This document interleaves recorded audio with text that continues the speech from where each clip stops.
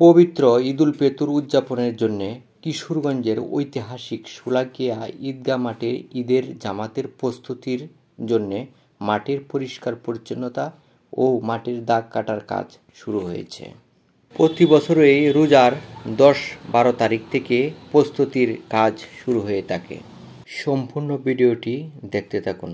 ভালো লাগলে like, comments এবং সাবস্ক্রাইব করে পাশে থাকবেন। যারা আমার ফেসবুক পেজে ভিডিওটি দেখছেন তারা দয়া করে ফলো করে নেবেন, আর যারা সাবস্ক্রাইব এবং ফলো আগে করেছেন তাদেরকে ধন্যবাদ।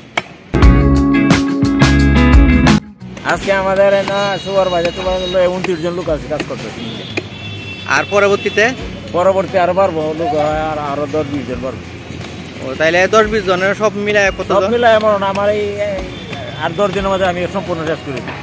10 দিনের ভিতরে? হ্যাঁ হ্যাঁ, 10 দিনের মধ্যে সব শেষ করে দিলাম। বাছাবাছি যা আছে মাল টাল সরাই একদম পরিষ্কার করে দিই। পুকুরেও কাজ করছি, কালকে পুকুরে কাজ করাইছি, যে আবর্জনা ছিল এটা পরিষ্কার করে। আজকে দ্বিতীয় দিন? হ্যাঁ, আজকে দ্বিতীয় দিন। হ্যাঁ, কর্তৃপক্ষ গতকাল আসছিল। হ্যাঁ, ডিএলসি সাহেব আসেনি, এরপর আমরা সিআই আইছে, সুপারভাইজার আইছে, সবাই আছে না, সম্পাদক ছিল। এটা কি পৌরসভা থেকে নাকি? পৌরসভা থেকে করা লিখেছে, প্রতি বছরই আমরা করি। আচ্ছা, ধন্যবাদ।